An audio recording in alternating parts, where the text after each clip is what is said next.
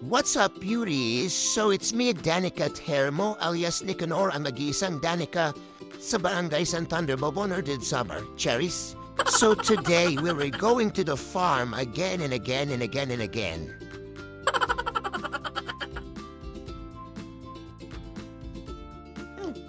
So fast forward guys, we were here na sa farm. And kasama ko na naman aking mga Junaka syempre kasi hindi sila pwedeng iwan. Kasi wala kaming yaya. Look at the view guys, oh my god, it's so very nice, it's so relaxing. Ay wow naman, sana all English nakaka-voice over. Ito palang epekto guys sa ka-voice over, try nyo din.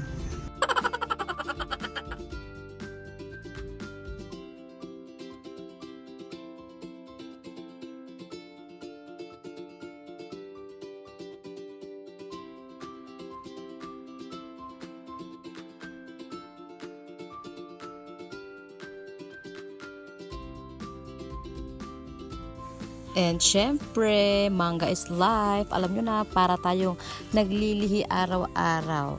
Charis lang naman. Hindi naman tayo buntis. Pero di ko sure. Charis! Hala, Diyos ko po.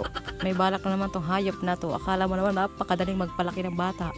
Napakahirap guys. Kaya kung kayo ay wala pang anak, wag muna kayong magmamadali. Ay, sana all. So ayun na nga, kung saan sana napunta yung topic ng mangga natin guys. Basta dyan, hirap na hirap akong buksan yung ginamos na yan.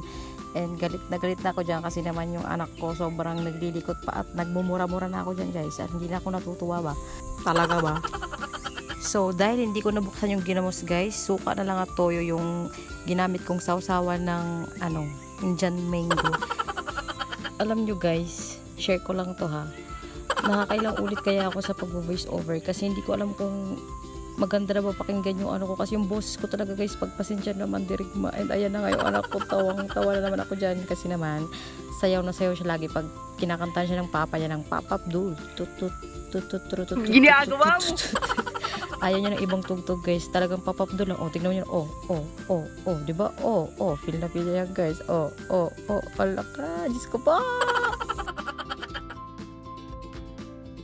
And it's dilig-dilig time na guys ng mga gulay. Alam nyo ba, yung video na to ay sobrang tagal na nung last week pa. Kasi nga naman, tinatamad ako mag-edit ng video kapag andun kami sa bahay, sa baba. Kasi nga, ang ingay-ingay dun guys, hindi ako mapag-voice over kasi sobrang daming sasakyan na dumadaan.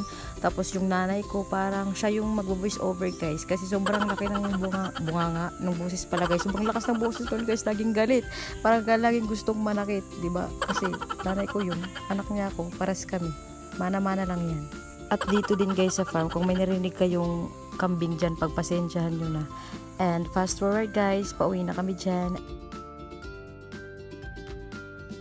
At dahil papansin ako, i-insert ko dito yung video na nagpo-practice ako magmotor. And guys, parang gusto ko lang maghabal-habal. O diba, bagay naman sa akin, kita nyo naman. So ayun guys, that's all for today. See you on my next video. Thank you guys for watching. Bye!